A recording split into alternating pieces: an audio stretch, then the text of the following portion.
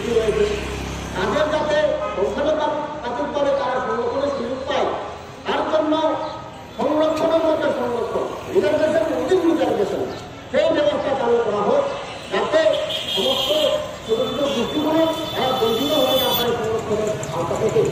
তাই আমরা এই দাবি রাখছি সংরক্ষণের মধ্যে সংরক্ষণের কথা।